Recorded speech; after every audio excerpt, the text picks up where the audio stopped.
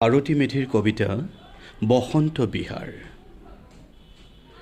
যৌৱনৰ প্ৰথম খোজতেই দৃষ্টি নিবদ্ধ তেওঁতে, পলে পলে অনুভূতিত বাউলি, গোপনে গোপনে হৃদয়ত অনুৰাগ, মন প্ৰাণ চঞ্চল মোৰ প্ৰতিটো দিশেই ৰঙীন।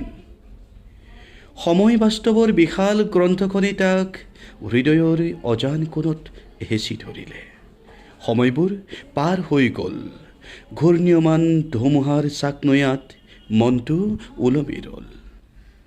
পল অনুপল, দিন মাহ বছৰ বছৰ বাগৰি গ'ল, হৃদয়ৰ অজান কোণত অনুৰাগ, দস্তাবেজৰ তলত পৰি ৰ'ল, মনটো ওলমি ৰ'ল।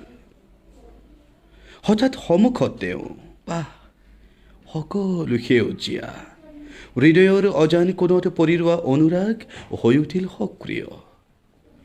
সেউজীয়া দলিচাৰ ওপৰত ৰঙা বগা গোলাপৰ পাহি, অনাগত প্ৰাপ্তিৰ আবেগত মন প্ৰাণ চঞ্চল, প্ৰাণ ঢালি হাঁহিছোঁ, দৌৰিছোঁ সেউজীয়া দূৰ দিগন্তৰ উদ্দেশ্যৰে।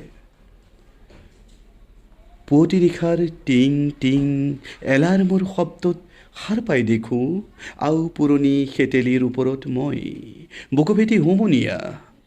বাহ কিমান মিঠা সপোন, বাস্তৱ তেন্তে কিমান মিঠা আৰু সুন্দৰ হ'ব। মনটো ওলমি ৰ'ল অন্তহীন ভৱিষ্যতলৈ।